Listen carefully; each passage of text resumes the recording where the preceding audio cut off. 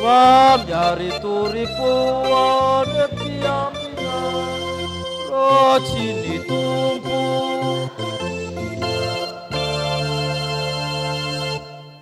Umiamina nitanana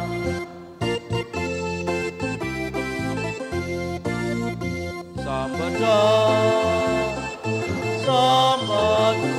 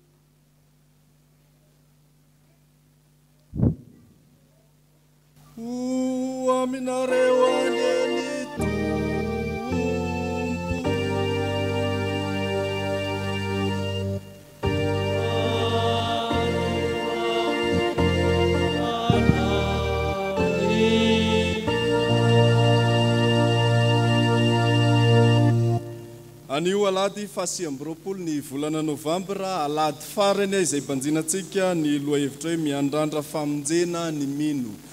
Alady voalohany amin'ny adventiany koa ny anio riavako tafiditra ho isan'ny taom-baovao ny fiangonana. Ny advento dia fotoana izay iandrasantsika ny fihevin'ny mpamonjy. Ny sampana mainty molalia no mitarika antsika amin'izao fanompoam-pihavana izao satria alady izay tondranam-bavaka azy ireo ihany koa ity anio ity. Ny salamo fahavalo ambin'ny folo amby zato no hoe raha antsika mamaky andininy voalohany ka hatramin'ny fahaefatra. Izany dia milaza ny fideran'Andriamanitra noho ny famindram-pony, indrindra noho ny namalininy vavaka nataon'ny mpanompony sy namonjeny azy tamin'ny fahavalony. Salamo fahavalo ambin'ny folo amby zato andininy voalohany ka hatramin'ny fahaefatra. Iarahantsika mamaky amin'ny anaran'ny Tompo. Midera an Jehovah fa tsara izy, eny mandrakizay ny famindram-pony. Aoka ny Israely ianao hoe mandrakizay ny famindram-pony. Aoka ny taranaka haroana anao hoe mandrakizay ny famindram-pony. Aoka izay matahotra an Jehovah anao hoe mandrakizay ny famindram-pony. Amen.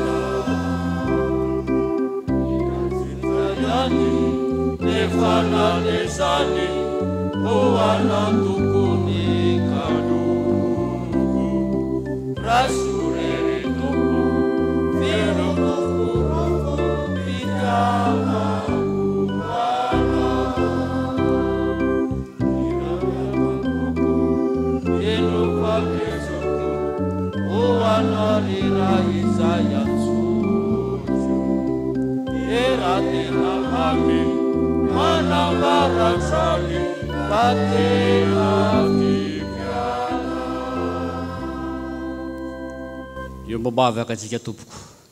Sotranao izay Andriamanitra rainay ao, rainay amin'ny Jesosy Kristy tomponay. Famenao tomponandro tokoa izahay, tratry ny anio indray. Zany dia noho ny famindram-ponao lehibe, noho ny fitiavanao tsy takatry ny sainay. Izany tokoa ny famindraponao tokoa tsy nahalany ritranay na tonga anay tsy tafandromandry ka tonga eto amin'ny tempolo masinao idera ankalazanao isotranao fa tsara ny tomponay ary mpanao ny tsara manomana ny tsara indrindra aminay dia ny fiainana mandrakizay. Angataka ny fanatrehanao tompo izahay hatrio feno tompo zao fanompoam-pivahana izao. Ao ny liturgie manontolo, ao ny sampana rehetra petraka ampilatananao sy ny fikambanana masina rehetra, ao ny komity voalajoro fa 520 taona izahay rehetrarehetra izao petraka ampilatananao daholo. Tsy tahaka ny dirinay teto ny voanay teto satria ianao ny miasa anatinay eo manomboka ny fiainana mandrakizay. Eny tompo misy ny mpiara-mivavaka aminay tsy afa manatrika eto ny andalana fangany ny diany arovy amin'ireo rehetra izy ny tsy afaka kosa amin'ny atiny samihafa ampamizara ny fahasavanao tompo tsara indrindra. Izany tompo dia angatahanay amin'ny Kristy tomponay ary ampiambonanay mivavaka ao manao hoe rainay izay ny an-danitra ao masinina ny eny anaranao ho tonga ny fanjakanao atao ny sitraponao ety an-tany tahaka ny eny an-danitra hoe ny anina sahaza ao anay ary mamelany eloko ay tahaka ny namelana izy meloko taminay izay mitondra anay amin'ny fakapanahy fa manafanay amin'ny ratsy anao ny fanjakana sy ny hery ary voninahitra mandrakizay. Amen. Petraka fiangonana tompoko.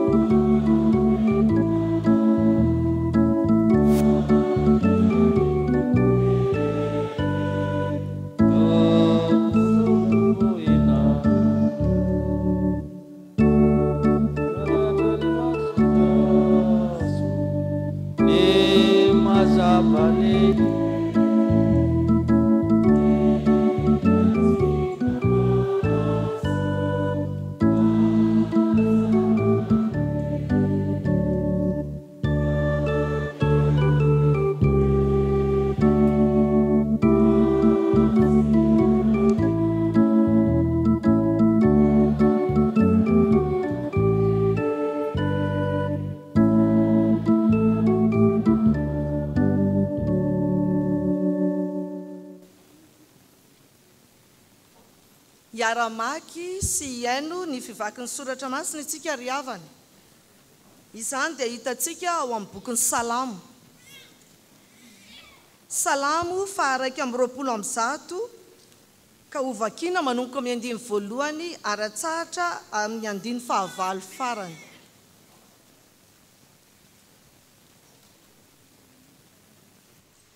Salamo faha 120 andiny 1 hatramin'ny 9. Rehefa samy nahita dia vakiana amin'ny anaran'ny Tompo. Manompo ny masoko ho amin'ny tendrombohitra aho. Avy aiza ny famonjena? Ny famonjena dia avy amin'ny Jehova, mpanao ny lanitra sy ny tany. Tsy mba havela eny angozozo anie ny tongotra aho, tsy ho rendrehana anie ny mpiaro anao. Indro tsy matorina rendrena ny mpiaron'ny Israely. Jehova ny mpiaro anao, Jehova no fialofana eo amin'ny ankavananao. Ny masoandro tsy mba hamela anao noho ny andro, na ny volana noho ny alina. Jehova hiaro anao amin'ny ratsy rehetra, eny, hiaro ny fanahinao izy. Jehova hiaro anao na mivoaka na miditra, hatramin'izao ka ho mandrakizay.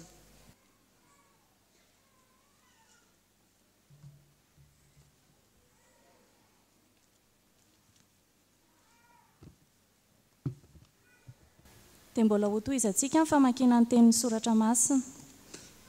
Izany dia hitantsika ao amin'ny bokin'ny Romanina. Romanina 9 manomboka amin'ny 15 ka hatsahatra amin'ny 15.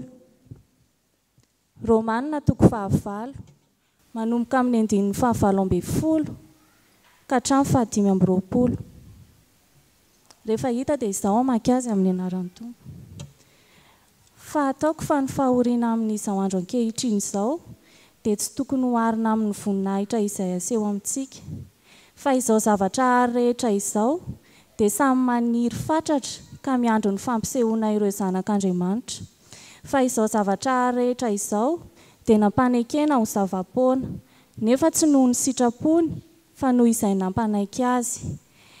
Sady nahazo fanantenana koa, fa izao zavatra rehetra izao aza dia ovitsorana amin'ny fahandevozana dia ny fahalovana ho amin'ny fahafahana izay momba ny voninahitra ireo zanak'Andriamanitra.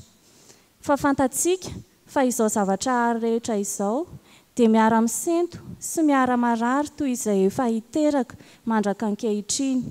Ary tsy izany ihany fa isika koa na dia manana ny voalohamboka-try ny fanahy aza. Eny, isika aza dia misento atao anatintsika, miandro ny fananganana anaka dia ny fanavotana ny tenantsika. Fa ny fanantenana no ny famonjenantsika, nefa ny fanantenana hita dia tsy mba fanantenana intsony, fa ahoana ny mbola hanantenan'ny olona izay efa hitany. Fa raha isika manantena izay tsy mbola hitantsika dia miandry amin'ny faharetana. Amen. Mbola itony vaky-teny.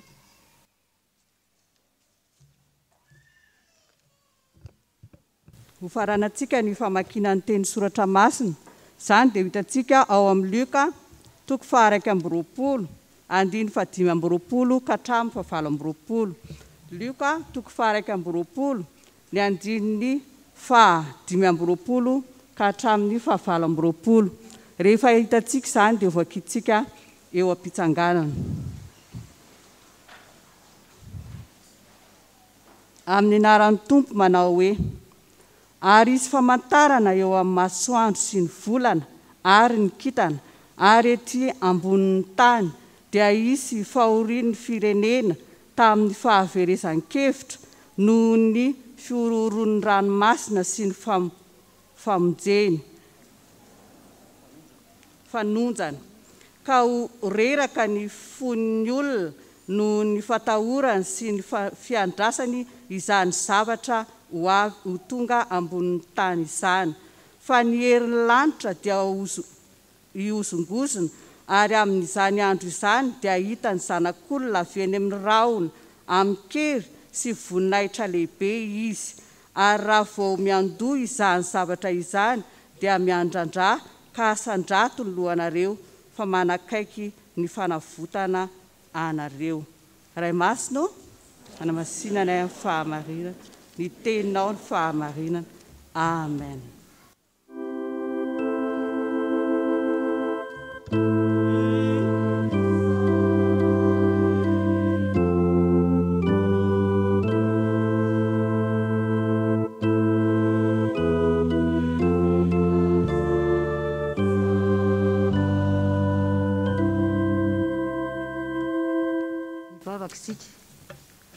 Dia raha isy omena voninahitra ianao mandrakariva ianao ry Andriamanitra tomponay, ilay Andriamanitra velona ka miteny aminay hatrany hatrany.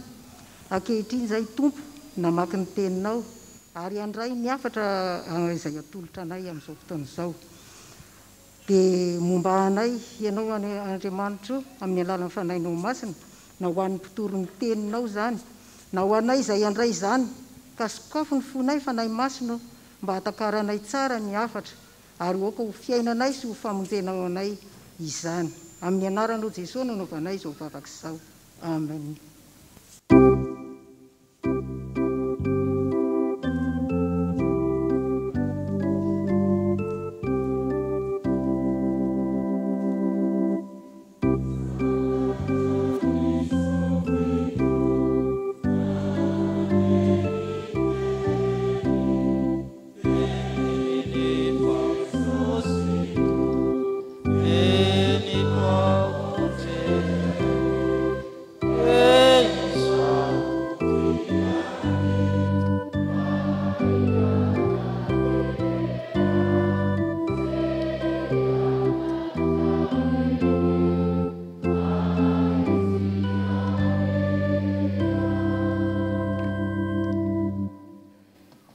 Mahazo toerana ianareo. ho amtomona amintsika rehetra ny fahasoavana sy ny fiadanana avy amin'Andriamanitra raintsika sy Jesosy Kristy tompontsika. Romanina 9:9. Ny Romanina 9:9 dia perikopy anankiray manandanja amin'ny epistily ho an'ny Romanina. Dia vakitsika mamakivaky zany na diagonal hoy izy nareo. Romanina 9:9. Ny andininy voalohany hatramin'ny fahaefatra dia milaza ny fahafahana amin'ny fanemelohana.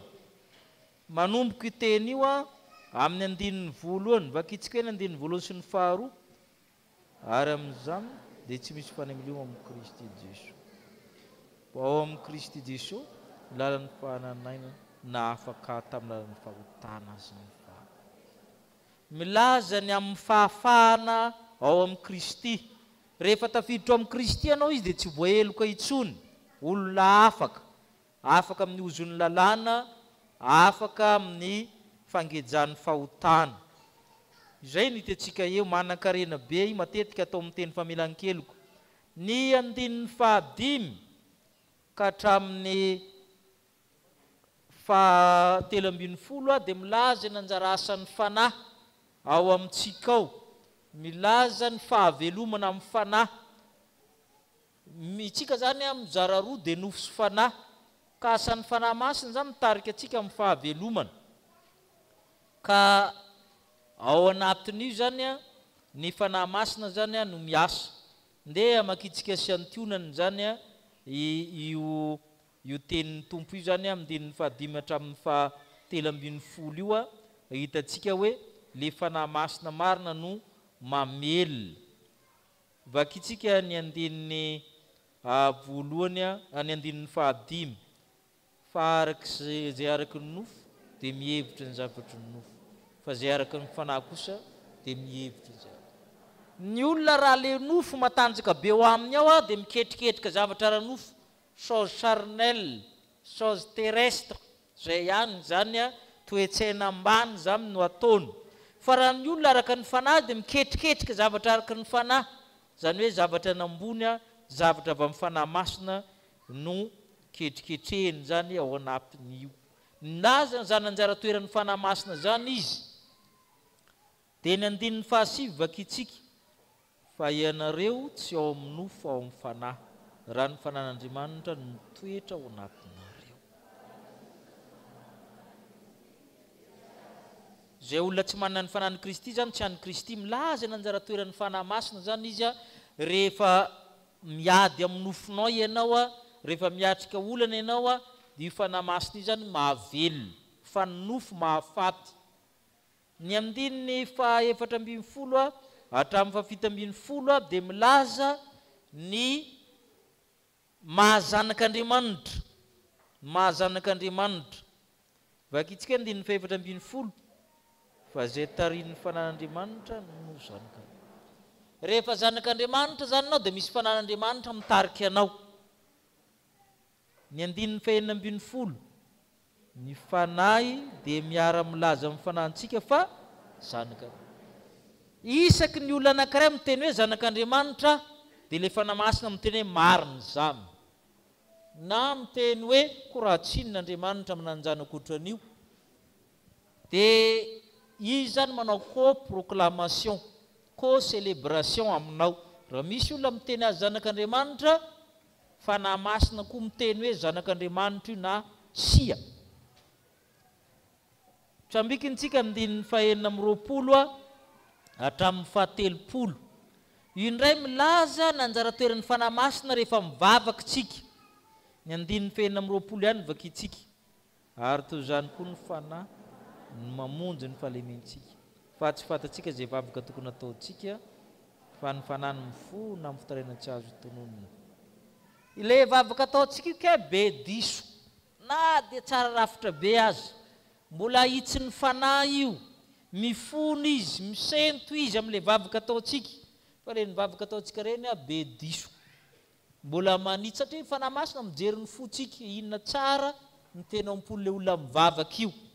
zay ny mahatonga le vavaka atsika reny miova ny valiny satria le fanahy masina mbola manao correction ny fanahy masina mbola manao translator amin'le vavaka taonao any ka ndraindreinao mivavaka azo moto bisikileta no azonao satria ny fanahy masina hoe raha ava mahazo moto dia ambany camion izy no mifarana le fanahy masina zany manitsy le vavaka ataontsika mifona amin'ny fitaraina tsy azo tarainina zay no hitantsika eo ny andininy faraiky amin'ny telopolo hatramin'ny fahasivy amin'ny telopolo a io le anisan'ny teny mahafinaritra be fatatsika tsara hoe manohatra noho ny mpandresy isika amin'ny alalan'le tiatsika matoky a na fahafatesany na inona amin'ny zavatra ary zao izy a tsy asaraka atsika amin'ny fitiavan'Andriamanitra ao amin'ny Kristy Jesosy misy an'le teny malaza ka ity toko fahavalo ty zany a tena milaza zavatra be dehibe mihitsy izy io ka le perikopatsika dia ny andininy fahavalambin'ny folo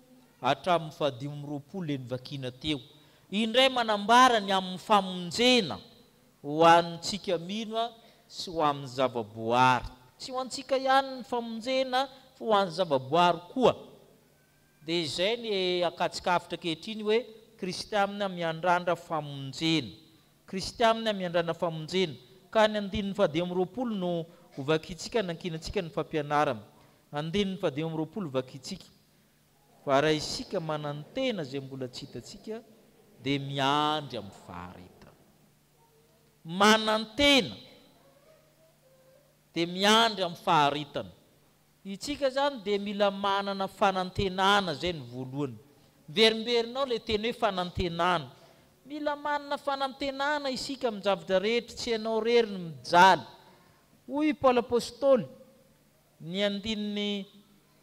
andininy fahavalambin'ny folo hatramin'ny faharoa raiky amby roapolo ny vakitsika andininy fahavalambin'ny folo ka hatramin'ny faharaiky amby roapolo fa ataoko fa ny fahoriana amin'izao andrakehitriny zao dia tsy tokony hoarina amin'ny voninahitra zay eseho fa zao zavatra ary rehetra zao dia samy maniry fatratra na miandry ny fampisehoana ireo zanak'Andriamanitra fa zao zavatra ary rehetra zao dia namaikena ho zava-poana nefa tsy noho ny sitrapona fa no ilaina ampanaiky azy sady nazy fanantenana fa zao zavatra ary rehetra zao dia votsorona amin'ny fandivosa dia ny fahalovana ho amin'ny fahafahana momba ny voninahitra ireo zanak'Andriamanitra miverina matetika le hoe zao zavatra ary rehetra zao ny voary mantolo io ny zavaboary tsy tiako olombelona ihany fa ny fahoriana amin'ny andro ankehitriny ny Paoly apôstôly raha atao kajikajy a tsy moatra ny voninahitra omenanao rehefa avy eo en terme militaire i Paoly no miteny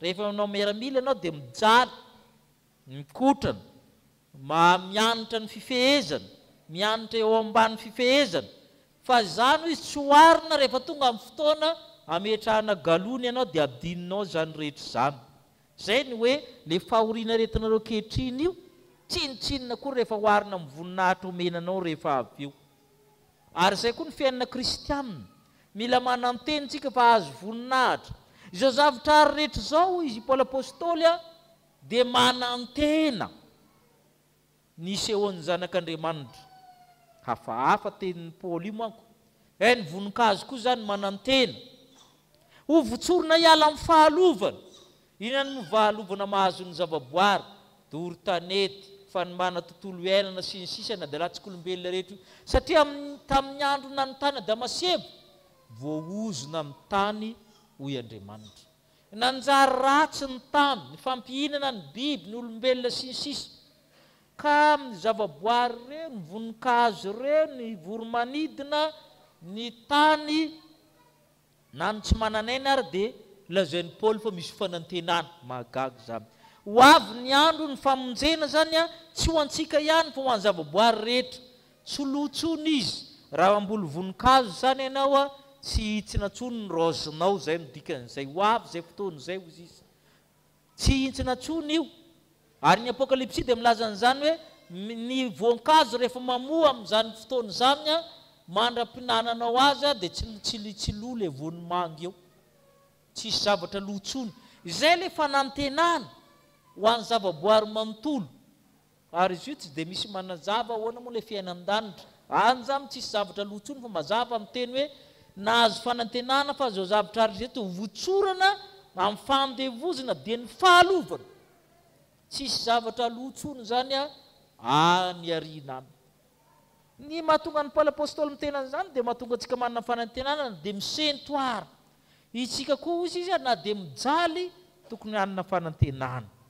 Le fanantenana kristianina efa niresahako tamin'iray mandeha tsy espoir fa espérance, tsy zavatra faniriana désir fa zavatra azo antoka fidèle. Ary zay no mahatonga ny apôstôly miteny hoe ny fanantenana no namonjenantsika. Vakitsika hoe nandininy fa 420 vakitsika fa ny fanantenana no namonjenantsika. Nefa ny fanantenana hita dia tsy fanantenana intsony. Ahoana no mbola nitenantsika ny olona zay efa hita. Ny fanantenana zany kristianina dia misy zavatra efa azo atao hoe famonjena. Ino vy miaina zany. Misy famonjena efa azo, efa akio izy nareo. Dia manantena zavatra tsy hita. Ny tsy hita maso fanahy masina, fiainana mandrakizay, Jesosy. Tsy le zavatra hita. Le zavatra hita reny espoir reny. Hoe te azo trano, fiara, ny fitaovana, vola, mananteny ianao. Fa tsy iny le eto, espérance, zavatra tsy hita. Tsy misy olona ho Paoly manantena zavatra efa hitany, fa ny mbola tsy hita ihany. Ary le zavatra mbola tsy hita iny mampatanjaka. Ny kristianina zany dia manantena zavatra tsy hita. Fa raha miantehitra amin'ny zavatra hita maso ianao sahirana. Ka itsika zany mila manana ny fanantenana io. Io zany na amin'ny olona tsotra ary miteny hoe tant qu'il y a de la vie, il y a de l'espoir. Fa ny azy espoir, fa nantsika espérance. Ohatra anankiray resamin'ny Kristy, Luka 2:20. Ny 2:20. Miasahirana amin'ny olona hoy Jesosy. Ny masoandro sy ny volana manahirana amin'ny andro ankehitriny. Misy komety indray na astéroïde andalo akaiky ny tany. Ianao rehefa mieritreritra an'izany sahirana ny sainao ozy izy. Ny firondron'ny ranomasina. Misintona ny ranomasina amin'ny toerana anankitelo zao amin'ny vaovao aminy. Dia ny olona miahiahy hoe raha vao misintona be ranomasina dia misy tsunami ho avy. Efa manahirana ny fon'ny olona. Zay mahatonga azy hoe reraka amin'ny olona. Tena reraka amin'ny olona. Vakitsika hoe ny Luka 2:20. Ahoana ozy?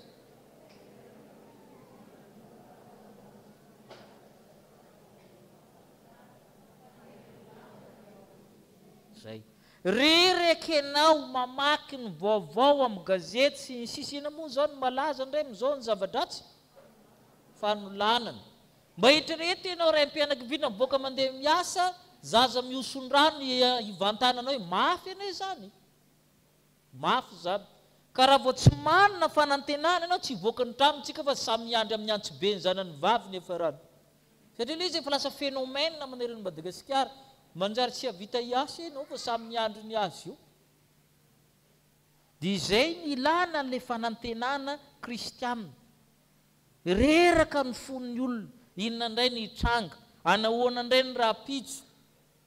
Ankoatra ny fahatrana izay olana maro samihafa sedrenao, ny toetrandro raisam-pirenena mihitsy no manahirana. Misy fiantraikana amin'izao tontolo izao. Ahoana ny fiantraikany fiova amin'ny fitondrana an'Amerika. Fatantsika tsara gendarme du monde. Dia amin'ny olona ny manao politika rehetra, amin'ny diplomatie dia efa misento koa ahoana indray ny fiaraha-miasa sy ny sisa. Zany rehetra zany mandreraka. Ianao tsy afaka andositra an'izany amin'ty ambonin'ny tany. Fa eto ianao dia efa eto hoe afaka bakana izy dia ahoana ny fotoan'ny fianarana. Zany rehetra zany mandreraka ho Kristy. Reraka ny fon'ny olona. Fa na dia misy zany rehetra zany andrandrao ny masonao ozy izy mba manana fanantenana. Fa misy fanavotana trany ho an'ny mino. Raha zay mahatonga ny Paoly apôstôly miteny hoe fa isika manantena ny zavatra mbola tsy hita. Manantena zavatra tsara ho avy ny tsy hita. Aza miantehitra manao référence amin'ny zavatra hitanao maso fa tsy tavavoaka ianao. Satria zavatra tsy manjary foana ny hitan'ny masonao fariny ianao zany tsy hivoky ny trano. Fa manantena dia zavatra mbola tsy hitanao ary zavatra tsara. zay ny voalohany ny kristiana menatra famonjena dia manana fanantenana. Fa ny faharoa dia manana faharetana. Le faharetana io koa zany a miena, io zavatra anankiroa zany miena be anatin'ny olona amin'izao. Fanantenana dia faharetana, persévérance. Manomboka tsy hanana amin'ny olona, miena dia miena izy io, tsy manam-paharetana amin'ny olona, tia zavatra vonjomaiky amin'ny olona, petatoko, tsy manana faharetana amin'ny olona. Miverimberinao hoe na ny zavatra rehetra, zao zavatra rehetra zao dia miandry fatratra ho Paul. Mahaiza miandry tahaka ny voninkazo, ny zava-maniry, miandry. Itsika tsy mahandry tantana. Le ataontsika io inge tsy mianatra ny zavaboary. Zavaboary mihitsy miandro ho Paul apôstôly. Zavatra mitranga dia izao amin'ny lafiny siansa. Zavaboary manana la loi naturelle. Mamoy io voankazo io afaka 3 taona. Tsy mahandry tsika dia misy le voankazo botrikely reny tsy fena reny tokotanintsika zao. Le fo kely reny dia mamoy. Dia avao izy malady maty kosa tsy zay. Tsy hoe milaza ny atsara na ny aratsy ntsika fa mieritreritra n'le toetsaintsika zany hoe efa tsy andro tsony io dia ny olona zany miezaka na fo. Leny akoho fakaran'ofo reny moa tokony 4 volana. 4 andro moa 570. Fa 4 andro alohan'izay dia efa lefany zala. 530 andro dia efa lefany. Dia ianao zany miara mitombo amin'le poulet de chair. Satria le fanafody iny mbola manaraka anao ao tsy gaga raha tapoka foana ny tendon le ary ambany ary. Satria mbola miasa ao anatinao ao iny. Fa ianao mpividy tsy afaka mitany an'le mpivarotra hoe veny 504 sa tsisy fanarana dia mba mividy zay mora kokory atao. Fatatsika fa tsindromin'ny sasany rano amin'ny seringy izy reny sa tsy marina. Mbo bebe zany le endriky ny tsy faharetana daholo zany. Ny vehivavy afarana tsara mitombo, ny vehivavy didina rehefa hiteraka. Mitombo dia mitombo izy reny. Ina moa fiantsony reny amin'ny teny teknika moa? Peri-inona moa? Le dokotera mihitsy mikotikoty hoe didinindre rehefa tsy te harary indrindra fa amin'ny hôpitaly privé satria bebe koa no alohanao raha didina. Fa tsy marina zany. Dia ianao tsy te harary dia mikatroka ianao. Maendriky ny tsy faharetana daholo zany miseho amin'ny zavatra rehetra mitranga. Ny maimay anambady moa tsy resahana tsony. Mila manana faharetana. Marary ny vehivavy rehefa hiteraka ho Paul apôstôly fa manana faharetana. Ny vehivavy tokony ampianatra amin'ny olona amin'ny faharetana. Ny vehivavy manana faharetana kokoa noho ny lehilahy. Kely mozitra izy reny fa mitady aravoavera amin'ny vehivavy dia manahirana. Vakio inge ny amin'ny 220 fahafantatsika fa zao zavatra rehetra zao dia miara misento sy miara marary toy ny efa hiteraka. Ny olona amin'ny vehivavy miteraka zany no heverina fa manana ny faharetana io. Sady efa nitondra ny 10 volana izy no mbola miandry zay fotoana. Inona moa fiantsonareo DPA sa inona miandry anio ianao miandry. Tokony fianarana zany ny vehivavy amin'le fahaizana miandry. Satria izay mihitsy no ohatra alaina eto. Le faharetana zany fanahy masina manampy atsika hanana faharetana. Io zany anisan'ny zavatra tsy ampy amin'ny olona ankehitriny. Zay mahatonga azy mora ambakaina. Zay mahatonga azy mora manao kolikoly. Satria tsy maharitra izy. Le fiainana koa manahirana. Tsy te hilahatra izy. Tsy te handeha ery dia manao lala manitsy foana izy amin'ny zavatra rehetra. Tsy manana faharetana amin'ny olona. Nefa tsika manana ny obolan-drazana hoe ny akony tsy nanidina anankizy dia maninona moa? Tsy nahandro ny andro zoma. Izy iny moa mbola misy mitantara sa efa zay fotsiny. Ny ankizy ange na mitaniko ankizy efatra tsy malala dikan'izany tsika ray aman-dreny tsy manazava le izy fa le efa fotsiny. Dia mbo avela le tantara hoe tamin'ny voalohany no tsisy nanana elatra daholo. Tsy zay moa le biby rehetra re vorona. Hoy izy Andriamanitra hoe amin'ny zoma le fizarana elatra alahady zany Andriamanitra ny teny latsinainy raha zokiny efa tonga ao akany anazy mbola tsy lera atsika ve le izy dia rehefa vao dididiny tany dia ozy izy hoe alarobisy fa tonga teo efa mbola tsy lera ozy Andriamanitra dia tonga koa izy lakamisy mbola tsy lera ay mbola hoela ozy izy lasy tsy mahandro tantana zany tsy nahandro ny andro zoma tezitra izy dia sabotsy izy vao niverina teo sa tsy zay mbola izy dia efa tsisy tsolo le izy fa ambokambony tao sisy tsy mahandro tantana tonga aloha dia aveo amin'izay tratra farany io zany taratra ny zavatra rehetra ataontsika zany le fiainany marina fa nandroso ny teknôlôjia fa ny ara-panahy tsy azo atao an'izany afaka mamokatra koana mamokatra tody ianao sy ny sisa amin'ny teknôlôjia fa ny ara-panahy mahandro za tsy niteny hoe marenina aloha fa hoe miandry aloha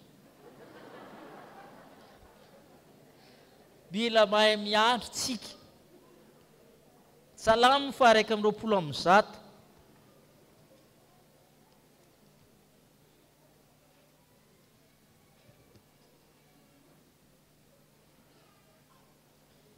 le mpanao salamo zany sahirana ny saina amin'ny zavatra manjo azy vakitsika ny andininy voalohany sy ny faharoa andininy voalohany sy ny faharoa manompo ny masoko amin'ny tenim-botra avy aiza ny famonjena dia avy amin'ny Jehova mpanao rehefa mijery ny tenim-botra na ny tenim-botra mitondra fisainana foana tahaka ny tatsinanana marina zany toetsaina tatsinanana koa ny toetsaina malagasy sahirana anao amin'ny asarotry ny fiainana mijery ny tenim-botra na dia zay ngina viny hoe nambojana ary ahetry sy ny sisa le tenim-botra zany milaza foana fahasarotana rehefa mijery ny fahasarotana ny mpanao salamo mamitamin'ny tena hoe oviana ihany iza ihany ny amonjy ahy rehefa mieritreritra ny mpanao salamo izy ihany no mamaly ahoana ny navaliny ny famonjena ady avy aiza rehefa zay ozy tsy averana angozozo ny tongotrao tsara ne zany tsy mba matory ny mpiandry anao na rendrena ny mpiandry tranonao ny mpiandry ny zanakao zany angeka ny toko sorantsika amin'ny tompo tsy matory ny tompo manara-maso ny zanakao ny gardien mety atory fa ny tompo tsy matory zay mahatonga izy ny fialofanao na miakatra ara ny maripana tsy amely anao ny masoandro noho ny andro ny volana tsy aninona amin'ny alina iaro ny fananao izy namiditra na miboka zavatra roa no ilayntsika raha miandrandra famonjena fanantenana ny ray dia faharetana ire zany mila kolokoloana amintsika ary zavatra mila overitsika amin'ny andro ankehitriny noho ny azakazaka andenge sokafantsika io Romanina io toko 5:20 ahitantsika fa tena zava-dehibe zavatra anankiroa reo to Paul apôstôly miteny hoe reto telo rehetra mitoetra dia inona mitenenina dia misy fanantenana ao jerentsika ny Romanina toko 5:20 fa izy io toy ny anaran'Andriamanitra mihitsy le faharetina sy fanantenana toy ny anaran'Andriamanitra Romanina toko 5:5 andininy 5 mba ho vakiany lehilahy rehetra lehilahy manko ny tsy dia manam-paharetina zany vakitsika zany ny andininy 5 vakiany lehilahy rehetra ndao ary fa Andriamanitra ny faharetana sy ny fihinany no ampiray hevitra anareo araka ny Kristy Jesosy mba ho saina ray sy vava ray no mankalazan'Andriamanitra ray ny Jesosy Kristy tompontsika tadia fa ny lehilahy lo mpianakaviana inona anaran'Andriamanitra ato izy Andriamanitra ninona faharetana ny fanaonay lehilahy zany rehefa tsy mety le adevitra dia raisinay samoreri ny fanapahan-kevitra sa tsy zay le izy zay nefa le teny amin'ny tompo hoe Andriamanitra ny faharetina sy ny fihinana ampiray hevitra anareo alô iray le hevitra fa matetika zany zay lehilahy dia rehefa tsy mamokatra dia za lo mpianakaviana tsy mety tsony zany fa zao no atao hoy izy hoe manana faharetana mba ho saina ray sy vava ray mba ho eken'ny olona rehetra tarinao ana amin'ny fiasana n'aiza n'aiza leadership koa ampianarin'ny Paul apôstôly anatin'ny tsodrano io mba miaraka amin'ny olona saina iray sy vava iray no arana mankalazan'Andriamanitra zay le hoe Andriamanitra ny fahare. Rehefa manana ny faharetana io ianao a mitovy ny hevitra, mifandray ny hevitra rehetra mampandroso, ilana faharetana ny mampifandray ny olona rehetra. Any vehivavy ndray izao andininy 770, andininy 770 vakinareo ka za tsy mamaky sola sanim-bavy ndao ary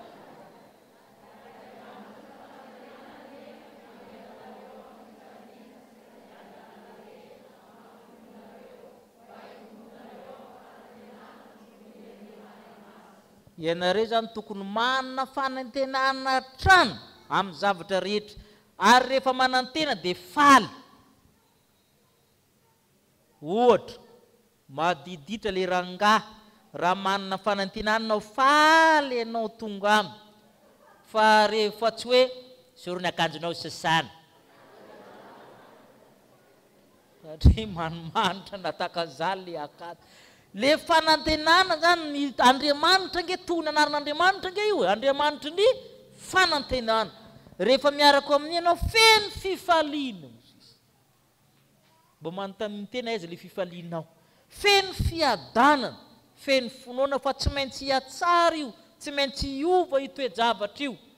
Mila manana ny fanantenana inareo satria vinareo ny tompo ny tokantrano, manana fanantenana zay mahatonga fifaliana satria toy ny anaran'Andriamanitra mihitsy io. Ka ninina miseho ao a dia lasa fifaliana mitondranao ny azo fijaliana zay entinao, na aretina io amin'ny vadinao a, na kilema io ninina amin'ny tokantranonao zanakao a, angatao i Andriamanitra ny fanantenana io. Fa ino mampitsika anao, ino mampifaly anao, ino mampiadana anao amin'ny zavatra rehetra, ino mampiadana anao. Nisy tantara anankiray, le madamo io zany manana an'io Andriamanitra ny fanantenana io, dia le vadiny io zany a tena ramasabomanga, zany koa za zavo amin'ny ankizy fa tsy dia hainy ankizy koa zany a, olona manaiky be fotsiny dikan'izany sa tsy zay. Dia misy namany fetsifetsy reto tsy mba miady mihitsy fa lao mpiadina ozy izy. Dia le rangahy zany a andeha hividy omby, andeha hividy omby le rangahy. Dia ile namany ratsy toetra iny nividianan'le omby. Dia rehefa avy zany a azo le omby a dia niara-nody. Rehefa nody a efa misy olona nampirisian'le ratsy toetra sady ny vola efa ny aminy. Ngarainy a, manahirina anao mandroaka ny omby io izy izy, tsy aloha soloina ondry, mora entiny reny. Ozy le rangahy, ondry ny mora entiny tsy manino, ento aminy ny omby ozy dia nalainy le ondry. Dia nandeha ihany zareo rehefa kaikaiky dia izy rangahy manahirina le mitondra ondry fa mba asolo zavatra hafa ozy zareo, asolo gisa. Dia eny ary ozy le re dia nisolo ny gisa. Rehefa tonga teo akaiky ny tanàna mbola nisy ny teny ihany hoe solo akoho io fa manahirana. Dia ny solono akoho, efa akoho zany sisa zany ny entina le madama.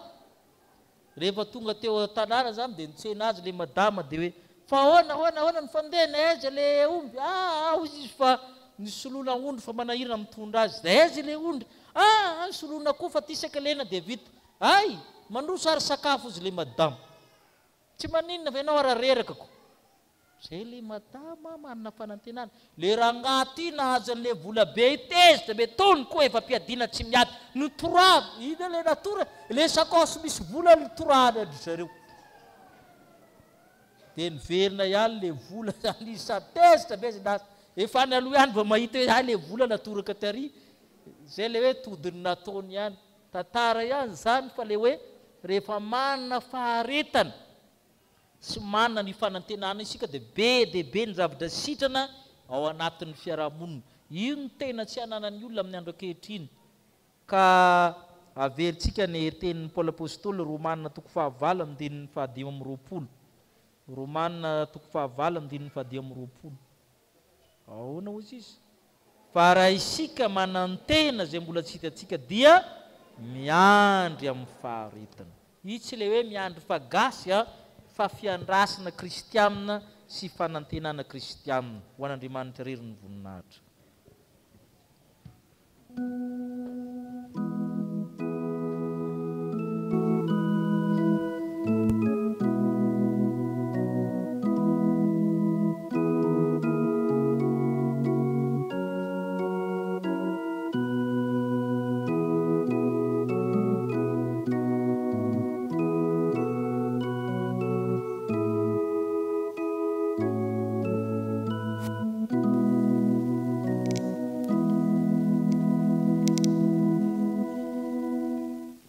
Andeha hivavaka hifona amin'ny tompo isika ry havako manoloana izany sitrapony ambarany amintsika izany kanefa dia tsy hainantsika tsy tanterahantsika hivavaka isika. Misaotra anao izahay ry Jesosy Kristy tomponay eo satria miteny aminay mandrakariva ianao. Tianao izay hianatra aminao. Nampianarinao anay fa ny kristianina izay miandrandra famonjena dia tokony hanana fanantenana, manantena mandrakariva na inona zavatra miseho. Saingy tsy izany ny fiainanay Jesosy, fa mora kivy izahay, mora ketraka sy mamoy fo. Ary izao fiainana hitanay ankehitriny izao no jerenay fa tsy mibanjina ny famonjena izay hoentinao Jesosy Kristy tompo. Izany no fahadisoanay, izany no adalanay, ko mifona aminao izahay. Ary tsy izany ihany aza, fa raha ampianarinao izay tokony hanana faharetana, dia tsy toetranay mihitsy izany fa ny zavatra rehetra iainanay ankehitriny dia efa mitory ny ameanay avokoa. Terenay hanaraka izay sitraponay ny zavatra rehetra. Eny fa na dia ianao Jesosy Kristy tompo, ianao Andriamanitra rainay sy ny fanahy masina ihany koa aza, dia terenay hanao izay eritreretinay sy tadiavy ny fonay. Eloka izany tompo. Ary mahatonga fahaverezanao anay tsirairay avy, mahatonga anay tsy hisitraka ny famonjena.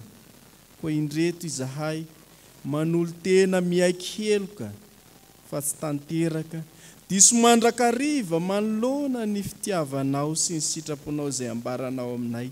Na dia fantatray aza izany, tsy voa izao no nampahafantaranao izany anay, fa efa fantatray hatry ny ela, saingy tsy hiainanay sy tsy tanterahanay.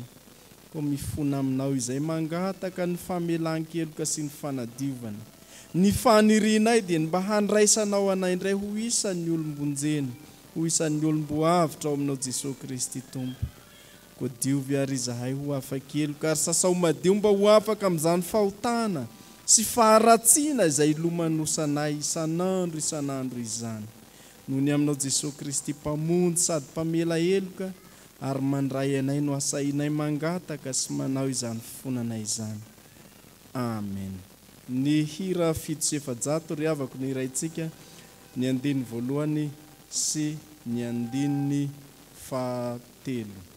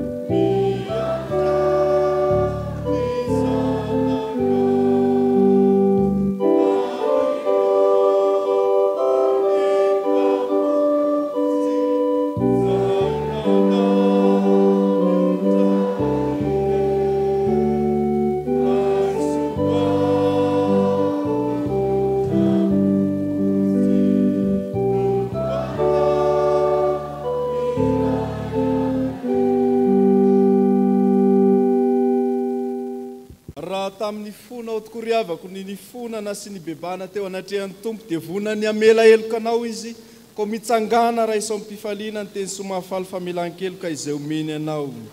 Hoy ny tompo Andriamanitra, ampionony ny oloko. Hoy Andriamanitra, mitorita ny somafaly amin'ny Jerusalema ka lazao aminy fa vita ny adiny sady voavela ny elony, ary efa nandray indroeny tamin'ny tanan'i Jehovah izy ho valy ny fahotana rehetra nataony. Amen. Noho izany ry havako no hanambarana fa voavela ny elokareo noho ny anaran'ny tompo. Sambatra ny olona izay voavela ny elony sy voasarona ny fahotana. Sambatra ny olona izay tsy sain'i Jehovah eloka ary tsy misy fitaka ny fanahiny. Amen. Ny telo sy dimanjato no iraintsika ifalitsika noho izany famelan-keloka omeny tompo atsika izany.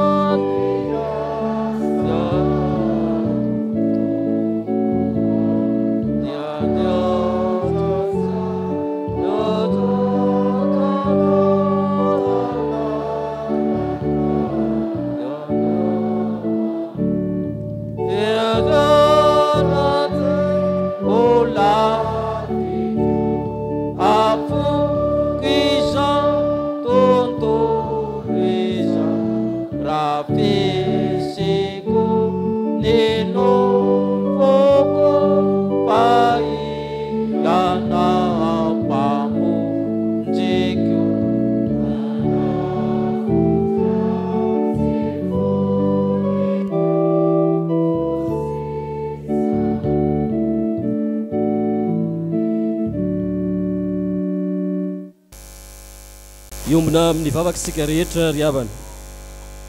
Ry Andriamanitra tomponay eo misaotra anao izay ny amin'ny fitantananao ny fiaina ny fiangonana. Misaotra anao izay satria asehonao aminay sahady fa tsinotsinona ny fahoriana sy ny etraketraka misy etỳ anivozao tontolo izao manoloana ny voninahitrao, ka tsy mitsahatra ianao manome ny teninao an'ny fiangonanao, tsy mitsahatra ianao mampitombo ny fahasoavanao rehetra ary tsapanay izany ankehitriny. Asehonao indrindra izany amin'ny alalan'ny asanao izay ampitomboanao isanandro etỳ anivon'ny fiangonana ary ny mpanomponao izay manolo tena ho amin'izany. Eo ny mpanomponao izay manavao ny fanoloran-tenany ho amin'ny asan'ny dekona, ary eo ihany koa ny sampana mainty molaly izay narafitra sy nalaminao ho vonona amin'ny asa tsara rehetra indray amin'ny tian'io ty. Eo ihany koa ireo ray aman-dreny izay manavao ny fanoloran-tenany ka manolotra ny zanany amin'ny sakramentany batisa, ary izahay tsirairay avy izay mahatsiaro sy mahatsapa ny fahasoavanao teo amin'ny fiainanay. Irina indrindra ry Tompo Andriamanitray amin'ny asa tanterahanay, amin'ny fianaranay, amin'izay rehetra ataony ny mpanomponao tsirairay avy, ny mba hitehirizanao aty anatinay ny fanantenana izay efa naorinao indray androany, ary irinay ihany koa ny iainanay izany amin'ny faharetany ho apetraka eo ampelantananao indray ny herinandro vaovao izay diavinay tsirairay avy. Ankinina aminao izay rehetra mahasoa anay apetraka ampelantananao ny mahasoa ity firenena malalana itya raha isitraka ao indrindra dia irinay ny ahafahanay amin'ny aretina amin'ny tsy fampitsakafo amin'ny herisetra sy ny maro isan-karazany. Ankininay aminao azy rehetra mahasoanay mahasoa ny tokantrano, ianao no hanasitrana raha misy ny tsy salama, ianao no hanome anay rehetra izay rehetra fantatrao fa mahasoa anay. Ivavakay dia ataonay amin'ny anaran'i Jesosy tomponay. Amen. Ny fanekam-pinoana laharana voalohany no ataontsika amin'ny teny io ty. Fanekam-pinoana voalohany na ny fanekam-pinoana apostolika. N'Andriamanitra raitsy tompanao lanitra sy ny tany aho, ary mino an Jesosy Kristy zanalahy tokana tompontsika, izay nitorotoronina tamin'ny fanahy masina, nateraky Maria Virginy, nijalona nanapaka Ponto Pilato, nongona tamin'ny andro fijaliana, naty nalevina, midina tany amin'ny fiainantsika, sangana tamin'ny maty tamin'ny andro fahatelo, niakatra ho any an-danitra, nipetraka ankavanan'Andriamanitra raitsy to, avy any miaviany tsara velona sy ny maty, mino fanahy masina, fiangonana masina manerana izao tontolo izao, fiangonan'ny olona masina, ny famelan-kelo, fisangana ny tena maty, ary ny fiainana mandrakizay. Afaka mipetraka isika raha.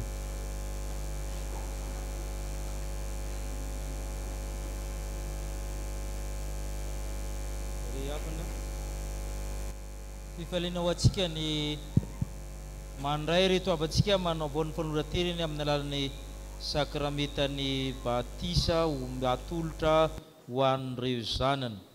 Horaintsika ny ravolahatra valame efapolo amby roanjato ny andininy voalohany sy ny faharoa dia hiatrika ny alitara masina izy ireo.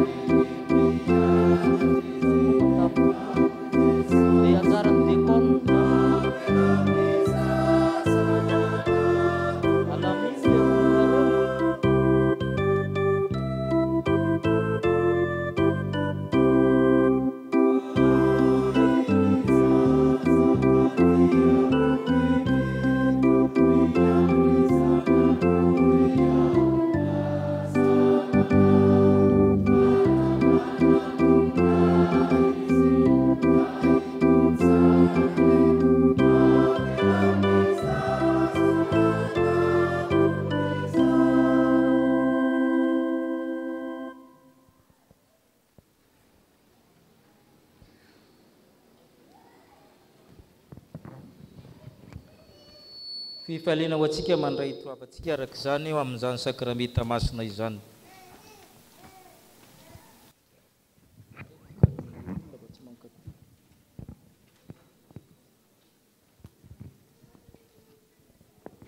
Okary hoenisika ny teny fanorinana izao sakramenta masina izao. Hoe ny tompo, efa nomenay ny fahefana rehetra nandany sy aty an-tany komandehany ianareo, dia atao mpianatra ny firenena rehetra. Manao batisa azy ho amin'ny anaran'ny Ray sy ny Zanaka ary ny Fanahy Masina, sady mampianatra azy tandrina izay rehetra nandiko anareo. Ary ino izao momba anareo mandrakariva mba ara-pahatonga ny fahataperan'izao tontolo izao. Arahoriko ny fanekeko amiko saminao, mba amin'ny taranaka mandimby ianao, hatramin'ny taranaka fara mandimby ho fanekena mandrakizay, mbo Andriamanitra azy ny taranako mandimby ianao aho. Ary ianareo kosa dia zanak'Andriamanitra amin'ny finoana ny Kristy Jesosy. Fa na izy ianareo natao batisa ho an'ny Kristy dia mitafy an'ny Kristy. Tsy misy tsony na jiosy na grika na andevina tsy andevina lahy na vavy, fa iray ihany ianareo ao amin'ny Kristy Jesosy. Amen.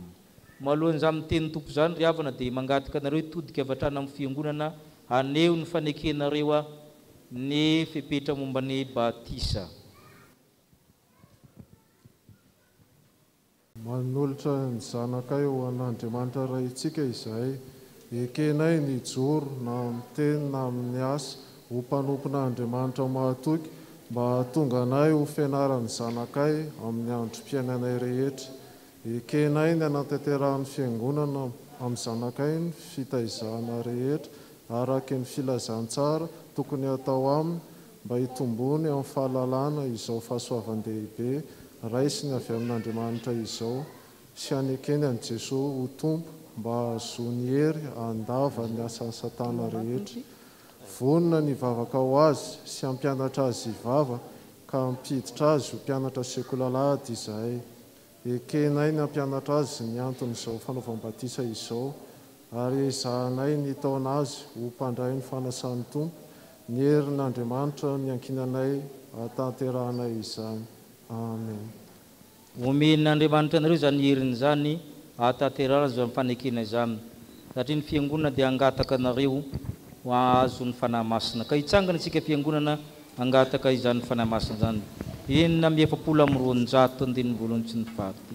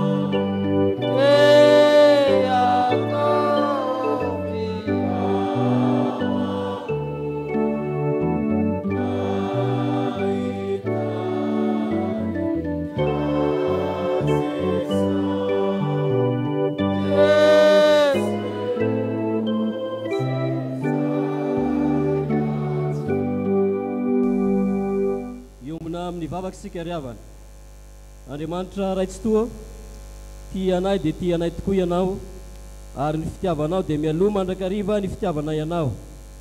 Tsaronay zao ny didin' Jesosy Kristy tomponay sy ny teny fampanantenana nomeny tamin'ny andrena ny sakramentany batisa. Koa mitalao aminao zay raha eo manatre anay aoka ny fanainao masina anome hery ny asa tanterahanay eto ampanaovanay izao batisa zao.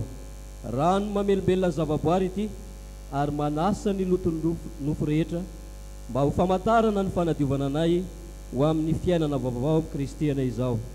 Ireto zaza atao batisy reto ane ho voaray mandrakizay ao amin'ny fanekenao. Ampitafiny zanakao izy ary ampiray soendrika aminy no ny asan'ny fanainao masina mitariky azy isan'andro isan'andro ho amin'ny voninahitra ao mandrakizay. Faly misaotra anao zay Tompo fatateraka ny fanindreto ray aman-dreny reto miombinainao amin'i Jesosy Kristy ny zanany ka isan'ny vahoaka ny fanjakan'Andriamanitra. Ny angatanay fiangonana dia ny hitehirizanao reto zazy reto eo ambany fahasoavanao ka mba hampaharitra azy hatramin'ny farany amin'ny fivavahana aminao. Ampino ray aman-dreny sy ny mpiantoka mba azony manatanteraka ny fanekena nataony teo anatrehanao.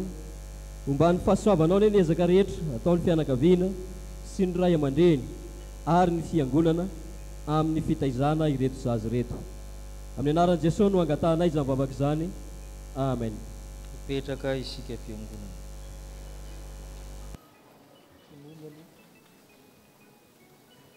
Andriamampianina tohy endritiana. Andriamampianina tohy endritiana.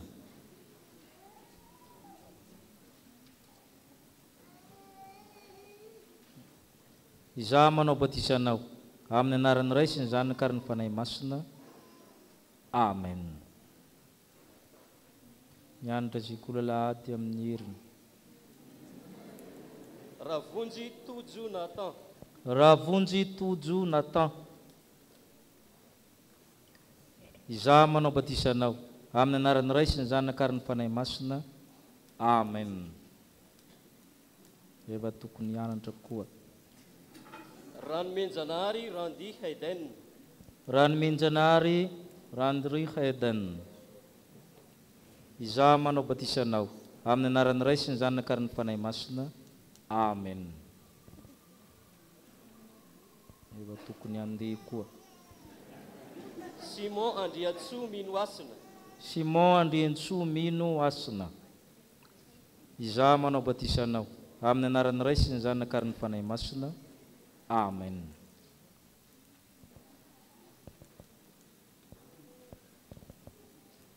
Ho ny Tompo azo matahotra, efa nanavotra anao aho, efa niantso ny anaranao aho, hay ianao. Ento ry izo azy ireo ka tezao tsara fa zanak'Andriamanitra. Amen. Anaovantsika ny rakim-pisaorana ny hira tolotry ny antsan'ny folo alin-dahy.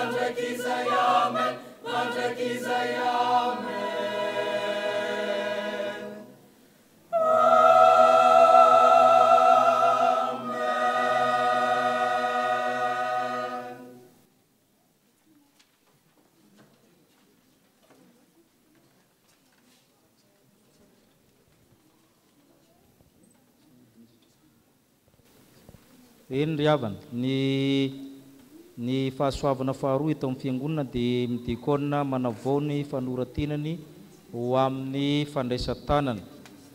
Iomantsika ao anatin'izany ny hira fahatelo amin'ny valopolo amin'ny roanjato no raintsika ny andinin'ny voalohany dia manasa ny filohan'ny fiangonana izay sady filohan'ny dekona sy ny olona orian'ny hira amaky ny anaran'izany dekona manolo tena izany.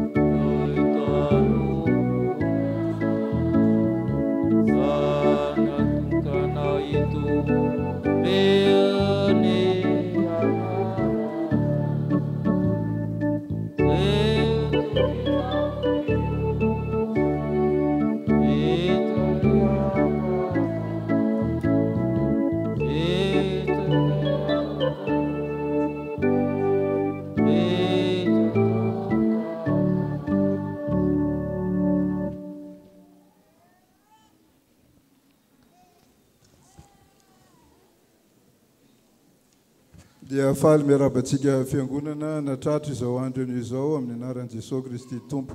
Araka ny voalazan'Andriamanitry ny mpitandrina dia fotoan-dehibe ho antsika ny fandraisan-tanana anio.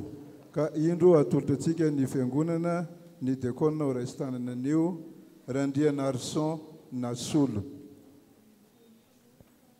Okarory antsika ny tenin'ny fanorenana izao fanokarana sy fandraisan-tanana izao. O ny Tompo, manangona fitopolo lamo olon'ny Israely eto aty amiko, izay fantatra olona eo amin'ny firenena ifehy azy, ento miaraka aminao mitranon'ilay fiaonany ireo, idina ary zaho aka ny fanazy eo aminao, ametraka izany ao anatin'ireo, ka hiara mitondra ity fiangonana aty aminao izy ireo, fa tsy ianao rery mitondra azy. Ary ny 12 lany ampiangona ny mpianatra na hoe tsy mety raha mandao ny tenin'Andriamanitra izay hitandrina latabatra. Ko amin'izany ny rahalahy mizaha fitolahy aminareo izay tsara laza, feno fahendrena, feno fanahy, ho tendrena hitandrina izany raharaha izany. Fa izay kosa dia haritra amin'ny fahavahana sy ny fampianarana. Hoy koa ny apôstôly Paoly, oka izaho antoetra ireo vao hanao ny asan'ny dekona izy raha tsy manantsiny, fa izay efa mahavatra tsara ny asan'ny dekona dia mahazo toerana tsara ho amin'ny tenany sy fahasahiana be amin'ny finoana ao amin'ny Kristy Jesosy. Hoy koa ny tenin'ny apôstôly Petera, andraso nondr'Andriamanitra azy eo aminareo, tandrina azy tsy antery fa amin'ny sitrapo, tsy amin'ny fitiavana rena maloto fa amin'ny zotom-panahy, tsy ho mpanjakazaka aminjara fianasana fa ho fianaran'ny ondry, ary efa miseho ny lohan'ny mpiandry dia azo satroboninahitra izay tsy mety simba ianareo. Noho izany tenin'ny Tompo izany dia mangataka anao aneo ampy maso ny fanekenao mba hiandry nondr'Andriamanitra miaraka amin'ny dekona olona namanao sy ny mpitandrina. Eto anatrehan'Andriamanitra sy ny fiangonana dia manaiky aho fa asoto hivavaka sy hamaiky baiboly ary hianatra soratra masina ka hizaka sy hampiasa izany amin'ny hafako. Ho naman'ny mpitandrina ka hiara-miasa amin'ny fahazotoana amin'ny fiandrasana ny ondrin'Andriamanitra sy ny fitoriana filazantsara, hitantana ny sakramentany batiza sy ny sakramentany fandraisany fanasan'ny Tompo atolotry ny mpitandrina, tandrina tsara amin'ny filaminan'ny fiangonana sy ny trano fiangonana, indrindra fa mandritra ny fotoam-pivavahana rehetra, hitantana sy hitaiza ny vahoakan'Andriamanitra sy ny sampana ary ny fikambanana samihafa, hitantana ny vola sy ny fananan'ny fiangonana mba lavorary ny asan'ny fiangonana, ampanaja ny fitsipika rehetra hitantanan'ny fiangonana sy ny dida mandalana, feny fitaizan'ny mpanahiny folo alin-dahy. Ny herin'Andriamanitra ny ankinako antanterahako izany rehetra izany. Amen. Mandre anao Andriamanitra, mangataka ny dekona sy ny olona rehetra hitsangana.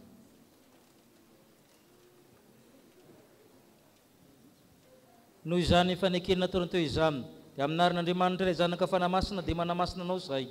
Manolotra anao izay ny fahefana hiara-mitondra amin'ny mpitandrina izao fiangonana chapelle militaire eto amin'ny Pahibe izao. Ka ho naman'ny mpitandrina sy hiara-asa aminy amin'ny fahazotoana, hanampy azy amin'ny fiandrasana ondrin'Andriamanitra sy fidirana filazantsara. Hitantana ny sakramentany batisa sy ny fanasan'ny Tompo izay atolotry ny mpitandrina. Hitandrina tsara ny filaminan'ny fiangonana, ny tranon'ny fiangonana, indrindra fa mandritra ny fanompoam-pivavahana rehetra. Hitantana sy hitaiza ny vahoakan'Andriamanitra sy ny sampana ary ny fikambanana samihafa. Hitantana ny vola sy ny fananan'ny fiangonana mba halavorary ny asan'ny fiangonana. Ampanaja ny fitsipika rehetra hitantanana ny fiangonana. Ampanaja ny didana mantalana amin'ny fe ny fitaizan'ny mpanahy ny folo alin-dahy. Ny herin'Andriamanitra izay atolotra anao ankehitriny hanampy anao, hahatanterahanao izany andraikitra sarotra izany. Amen.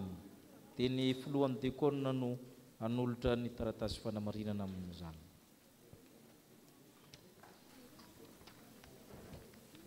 Ivavaka isika. Misaotra anao zay tompo noho amin'ny fahasoavanao lehibe tanteraka ny fandraisan-tanana izao diakona izao.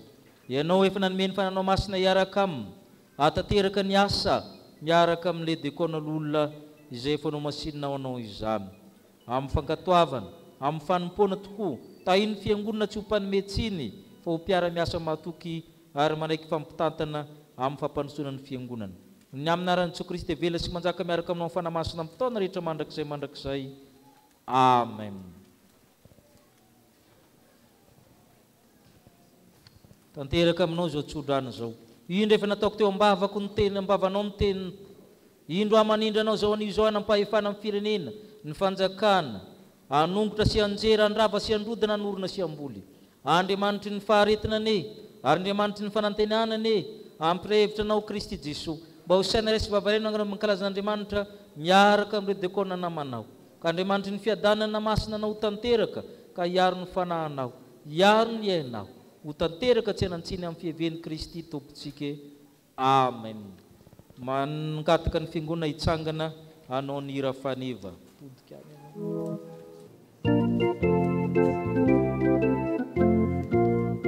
Sambata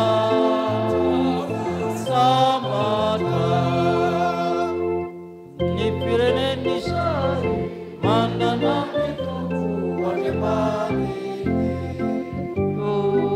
ni fuwani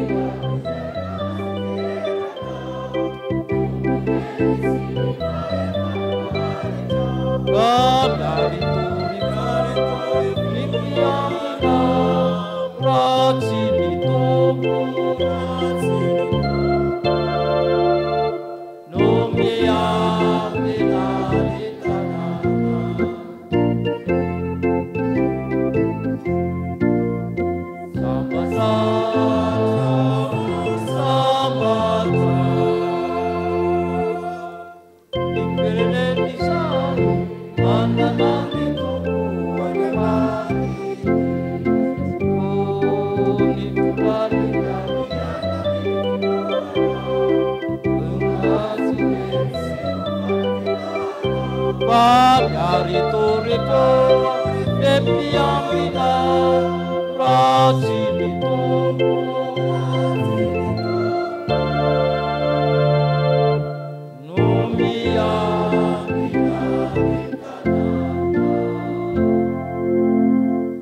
Ipetraka isika rehetra. Izao dia asaina hiakatra tia ny diakona sy ny olona. Ianao eto fa solon'ny fandraisan-tanana amin'izy ireo, ianao ny vaovao. Dia andalo tsirairay eo akaikintsika sady hamonjy ny toerana aty ambony. Rehefa tafakatra ny olona sy diakona rehetra anatin'izany ireo filoam-boninahitra dia andray fitenenina avy hatramy ny filohan'ny fiangonana sady filohan'ny diakona ny olona. Aorian'ny fandraisam-pitenenina nataontsika mitehaka dia hihira ny diakona sy ny olona. Ndao ary tsika rehetra hiakatra andalo eto avokoa ianao rehetra.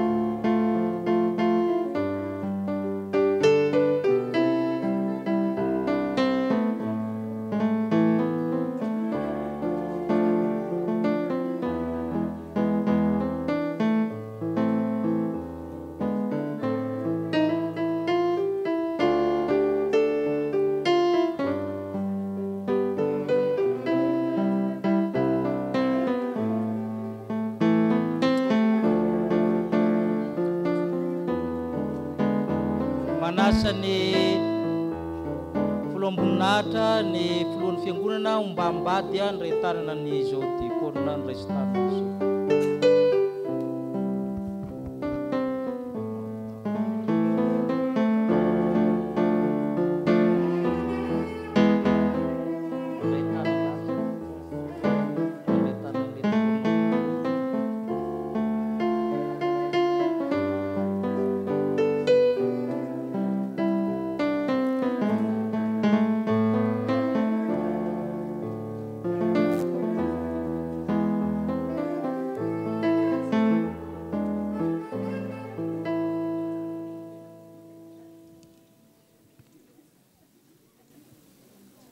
misaotra an'Andriamanitra isika ry havana tamin'ny natotsatsika ny fandraisan-tanana ny diakona namantsika teo.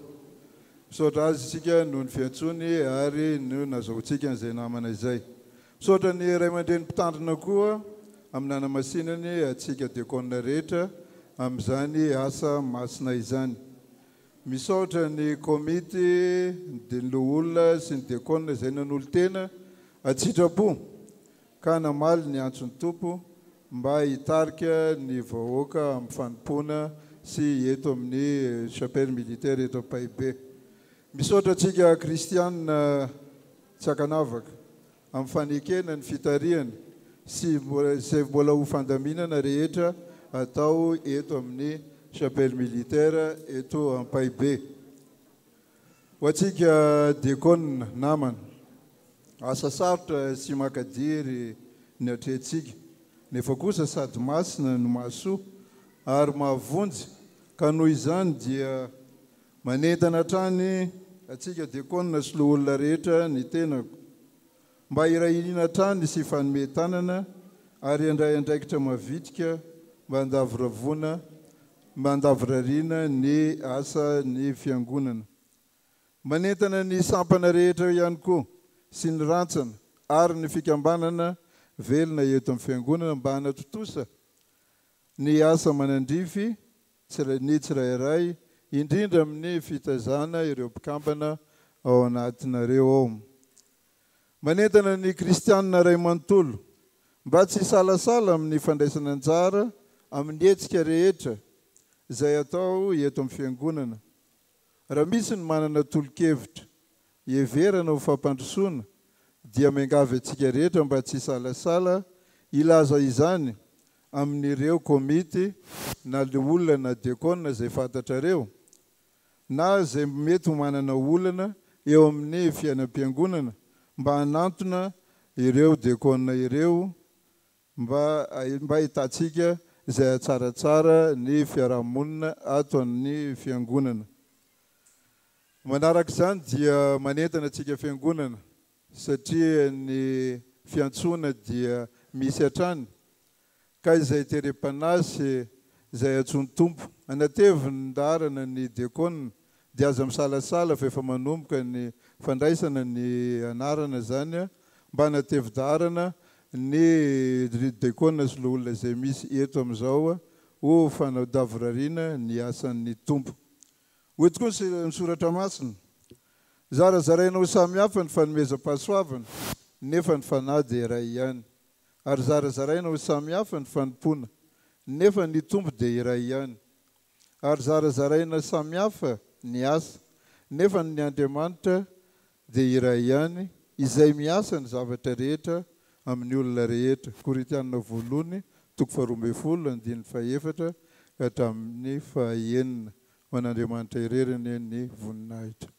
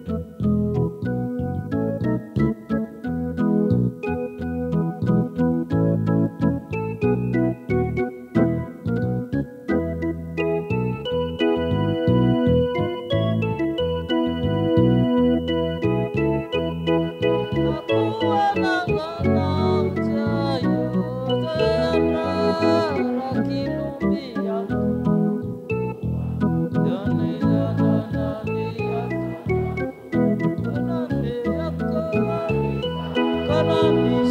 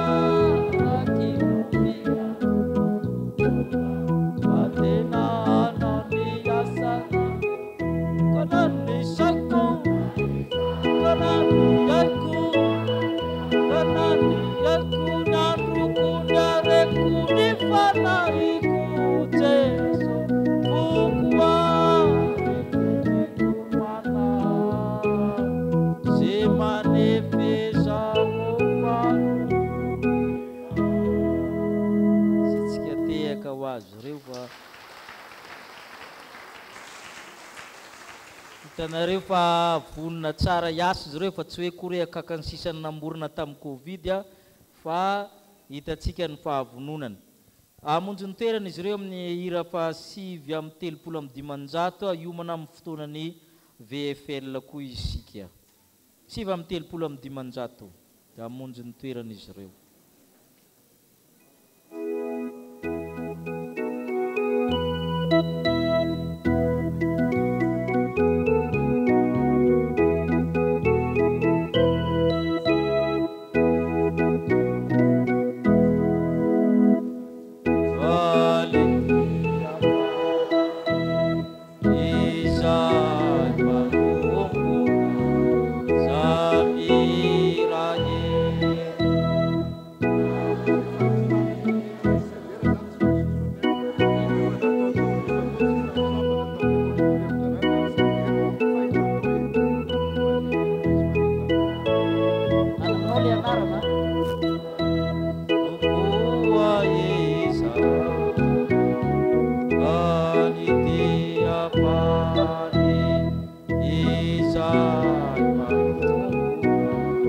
Amin.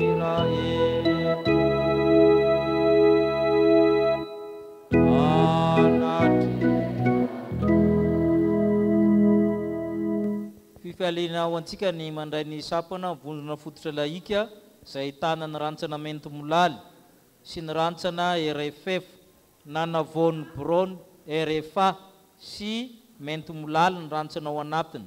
Ny RFA moa dia rantsana fanintanana ara-panahy, dia ny mento molaly moa antoko-pihira vetso ny 10 alin-dahy.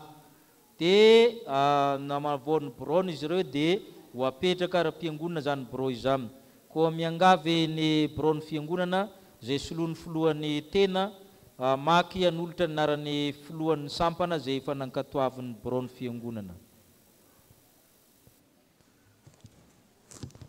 Dia araka izany dia mitohy moa ny fiainam-panahy ato amin'ny fiangonantsika dia vita ny fanavaozana ny Brown ny sampana VFL izany.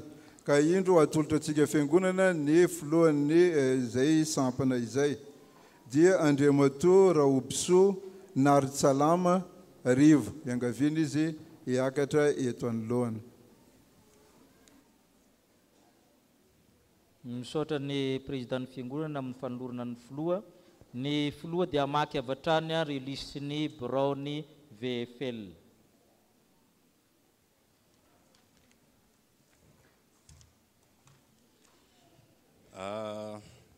Iangaviana hiakatra ny anarana manaraka voatonona eto.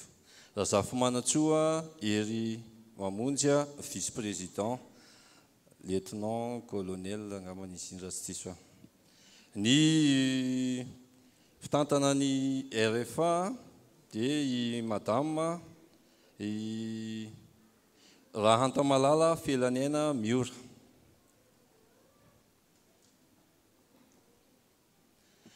Ny mpitantana ny Vetsoa Andriamatonia Irindra izay ialana tsiny fefa nandefa fialan-tsiny izy fa tsy afaka ny amin'ny androany. Ny eo amin'ny commissaire compte Ravelo Manantsoa Andriana John.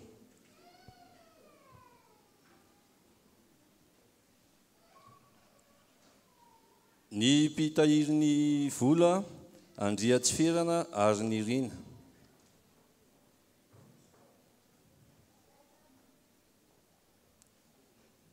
Dia ny mpitantsoratra ny vola Razay Arsoa Fara.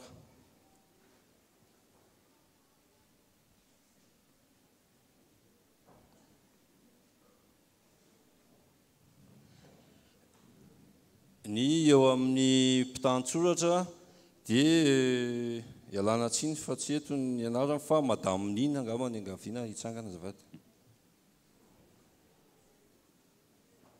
Ny mpiandraikitra amin'ny fitaovana Rakotondrasoa Adèle.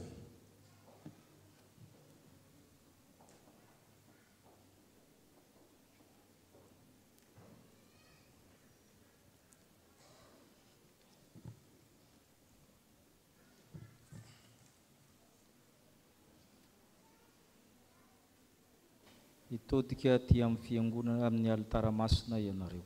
Hoy ny soratra masina, izaho ny voaloboka ianareo ny sampana, izay miray amiko dia izaho aminy dia mamobe izy.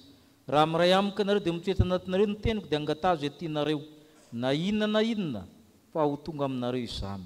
Izany nankalazana ny ray mba hamoazana robe ka ho tonga mpianatra ianareo. Mba ho iray ihany izy rehetra tahaka anao ray ato amiko. Iray ny tompo, iray ny finoana, iray ny batisa. Iray Andriamanitra rain'izy rehetra sady miasa amin'izy rehetra ao amin'izy rehetra. Dia eo koa ny soratra masina, efa niantso anao hatrao am-boka ary mpanompoka ianao ka efa nifidiko. Zao koa no afatra ho antsika fiangonana. Mangataka aminareo ho ny apôstôly masina, mba iekenareo izay mikely aina aminareo, hitondra anareo ao amin'ny tompo ary mananitra anareo mba ho ajainareo indrindra amin'ny fitiavan'izy no ny asany. Amen. Fomba n'Andriamanitra ry havana manendry tompon'andraikitra mba hitondra sy hitariky ny fiangonana tahaka nandreny apôstôly, ny mpaminamy, dekona hatramin'izao ankehitriny-zao. Fa dia tonga amin'izany tsika metraka azy ireo. Dia mangataka ny sampana VFL rehetra inampitoerana hitsangana inampitoerana. Ivavaka isika.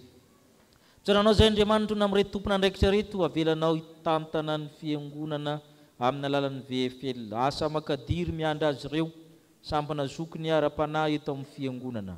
Koa ianao Andriamanitra hitamtanay reto mpanomponao reto na nietina ny tsy eto eo ambany fahasoavanao, hitondra ny sampana amin'ny fahombiazana ary eo amin'ny tsaratsara kokoa indrindra amin'izao taona vaovao miditra izao. Mankalaza ny fady ny mankalaza koa zareo ny amin'ny fironan'izy ireo mahatsiaro taona vitsivitsy lasa zay. Ka ianao Andriamanitra amin'izao alapy natokana ho azy ireo izao dia tsaronay ny orenan'izany, tsaronay ry havanay izay fanodimandry tao anatin'izany. Zany rehetra izany dia fiombonana masina aminao fa ianao Andriamanitra mampiray anay. Koa apetraka amin'ny anaranao izy ireo, tendreny amin'ny anaranao hitantana zany sampana izany. Amen. Ny fahasoavan'i Jesu Kristy ny fitaman'Andriamanitra ray fampiresana ny fanahy masina ho aminareo, hitantana nareo, hanolo-tsaina olom-pahendrenareo izy hitonanareo izany sampana izany. Amen. Petraka ny sampana mainty molaly todika amin'ny fiangonana nareo, manasa ny filohan'ny fiangonana ny filoam-boninahitra mba ambady avy zany mba hiara-aba azy ireo hiaraka aminay.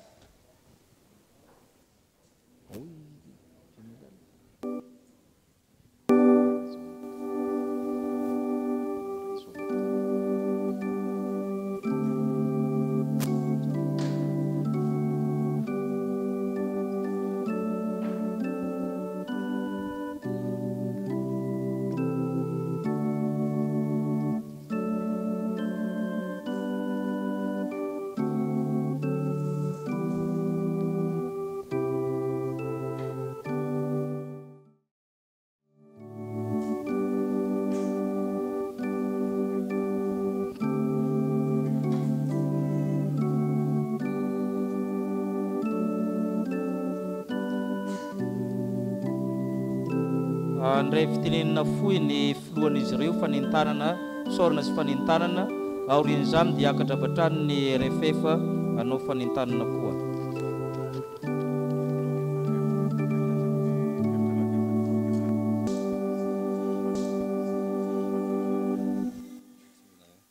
Dia mamerina ny fiarabanantsika fiangonana amin'izao fotoana alahady fadimy ny andron'ny VFL mainty molaly izao.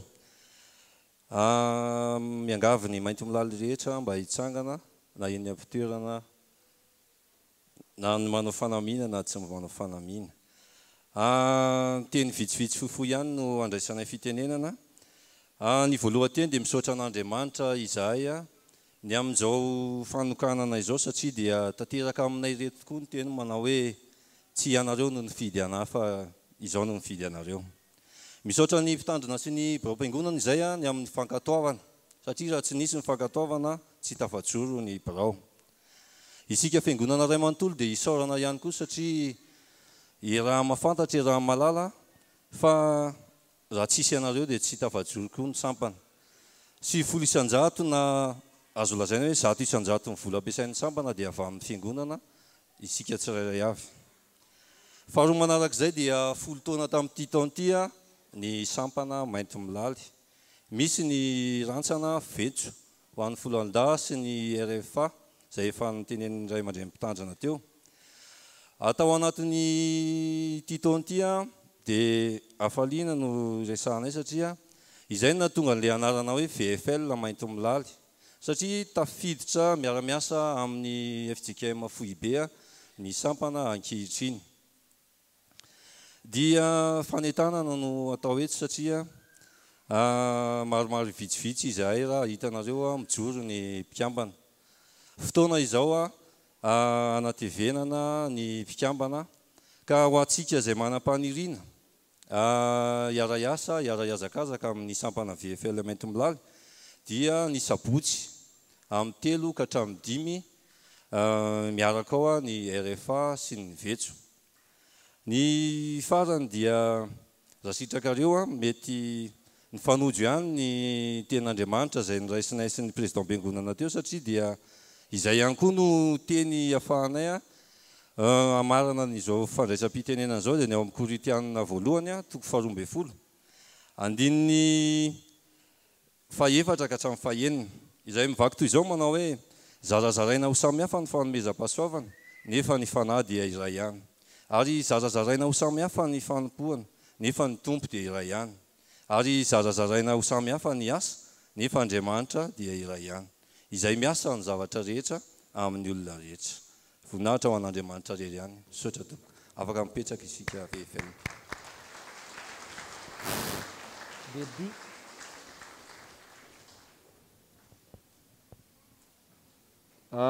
Manomam-panahytsika misy fandraisana fanasan'ny tompo misesisesy miafara amin'ny krismasy miditra amin'ny taom-baovao, tsara ny manomam-panahy ka mangataka mpandray fanasan'ny tompo anankiroa hira fanampin'ny fahasiva amin'ny telopolo ny raitsika anelanelany eo dia misy vavaka aty amin'ny alitara, vehivavy iray dia lehilahy iray. Hitsangana amin'ny fandray fanasan'ny tompo rehetra hira fanampin'ny fahasiva amin'ny telopolo eo anelanelany isy vavaka ho antsika mpandray fanasan'ny tompo na nentina ny tseto, vehivavy iray dia lehilahy iray hiakatra avy hatrany hamonjy ny pilopitra. Horaitsika ny hira.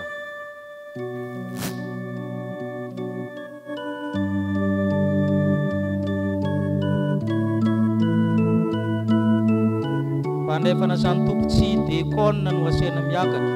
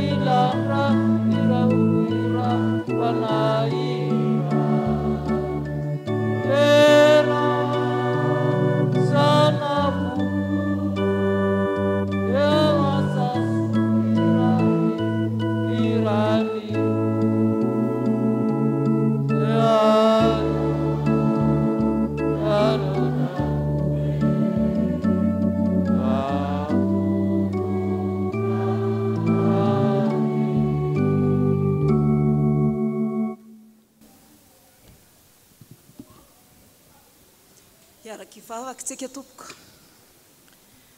ry Andriamanitra tsara indrindro, lehibe ny fitiavanao anay ary mbola noho ny fahasoavanao no ahafahanay miaraka miantso ny anaranao ary miaraka manondrika ny lohanay manambatra ny fonay. Dia rainay anao Andriamanitra noho ny fitiavanao ka hanananay izao fotoana izao any mananay ny fanahinay, satria nomenao anay ny fahasoavana mbola andray indray ny anatona ny latabatra ao amin'ny fotoana izay voatendrinao Andriamanitra ho amin'izany Tompo, dia mametraka ny fohamam-panahinay eo am-pelantananao izay mba hahafahanay miomana, hahafahanay mandray, hahafahanay midera sy manome voninahitra anao izay ray zanaka sy fanahy. Tompo ny finoanay ary mpanefa azy. Ataonay amin'ny anaran'i Jesosy Tompo ny fametrahan'izany ary ataonay amin'ny anaranao koa Jesosy ny fangatahanay ny fanokafanao ny masom-panahinay andray izay sitraponao ankehitriny. Amin'ny anaran'i Jesosy. Amen. Yeah.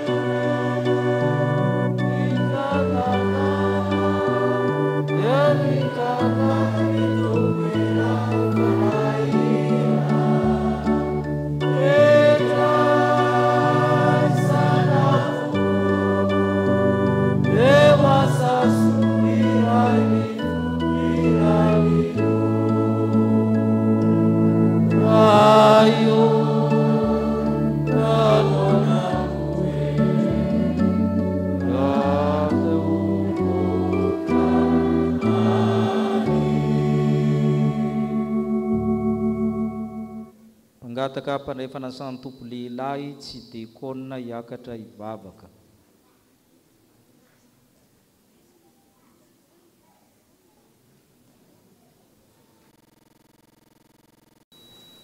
Mbola hiaraka hivavaka sika.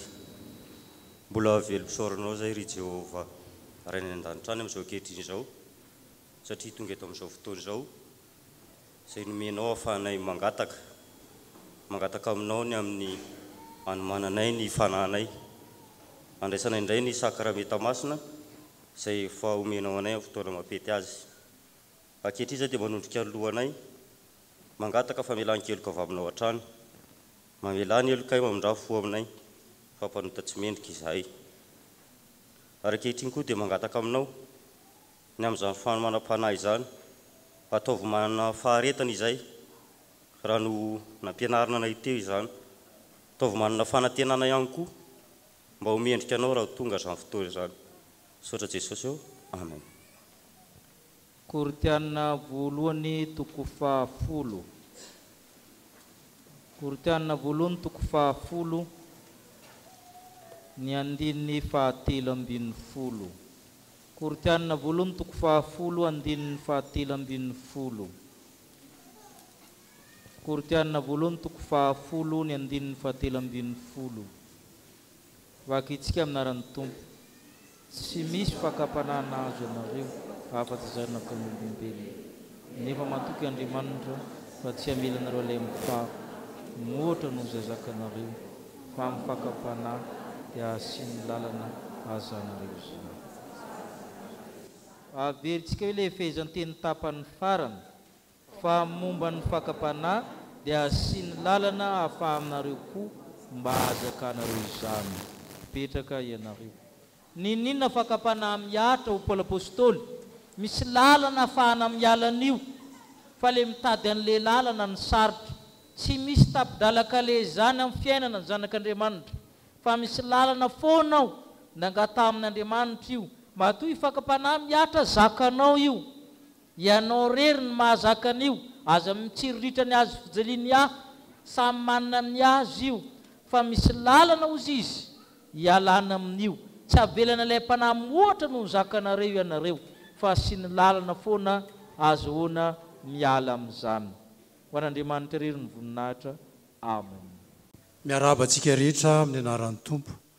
Andray fitenenana fohy aho avy amin'ny rantsana fanatanjahantena sy fialam-boly. Ho fanatanterahana ny 3T izay tsy vita tamin'ny volana marsa teo dia mikasa hanao ny randonnée ny rantsana fanatanjahantena sy fialam-boly eny Angavokely Carion ny sabotsy fa 7 Desambra izao. Koa noho izany dia miantso ny sampana tanora ny mpikambana rehetra ao amin'ny RFF, eny isika rehetra izay aniry tia anjay anjara amin'izany. Andray anarana ny tenako ho an'izay rehetra mikasa ho amin'izany ho fandaminana. Misaotra Tompoko, ho an'Andriamanitra irery ny voninahitra. Misaotra ny RFF zany tsika ny amin'izay dia misoratra anarana zany tsika amin'ny randonnée izay mahasoantsika zany amin'ny lafin'ny fialam-boly sy ny lafin'ny fahasalamana. Ampitomboana ny fianarana mivavaka ao amin'ny katekomenina, fa tamin'ny katekomenina ny mivavaka dia rehefa mpandray 2 taona miverina tsy mahay mivavaka, efa tokony hanao zipo koa ny sasany mandeha ty am-piangonana. Ny vita fanamasina fanambadiana reto avantsika reto nandro Narson Tahir Fabrice Ravelson Faratina Fabiola asana ao zareo. Reo izy ireo dia miarahaba nareo ny fiangonana. Saotra Tompoko. Raha Benjanary Fetreriniana sy Andriambololo Aromanana Ravaka Faniry. Lasana ambanivohitra. Ny Skoto dia manomana fivorim-be amin'ny 12 Desambra izao. 12 Desambra izao ariva moa isa-maraina. Tokony misy ora ato.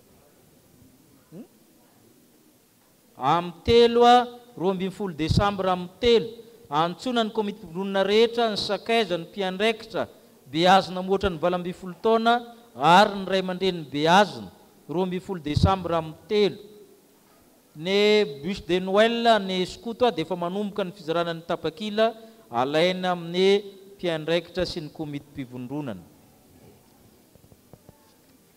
Iroso amin'ny rakitra isika ao ny antoko-pihira hira ao anatin'izany ny dekona andamina antsika amin'ny fanaovana ny rakitra.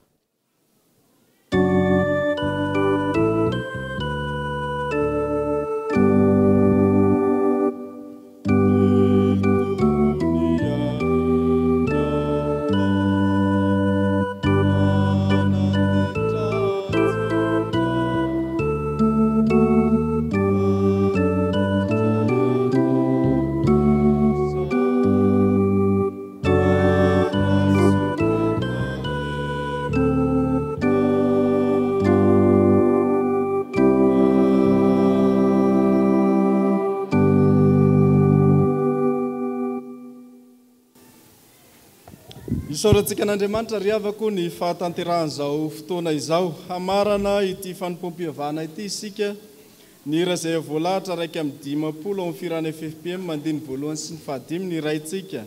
Ataontsika amin'ny feon'ny fifoazana ka iangaviana ny zanaky ny fifoazana sy ny fifoazana hitarika antsika amin'izany.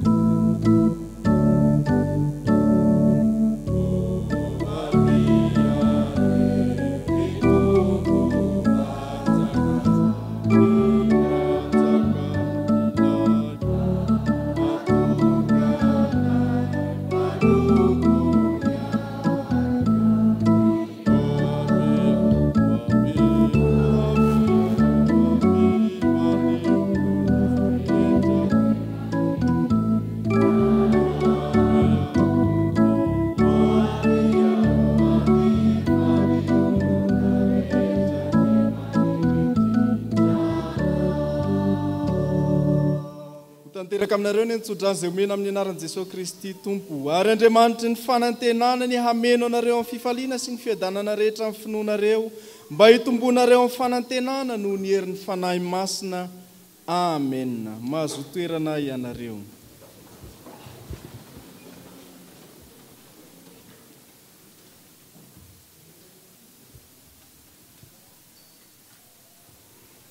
Fa raha isika manantena izay tsy mbola hitantsika dia miandry amin'ny faharetana. Amen. Ho an'Andriamanitra irery ny voninahitra amin'ny anaran'ny Ray sy ny Zanaka ary ny fanahy masina. Amen.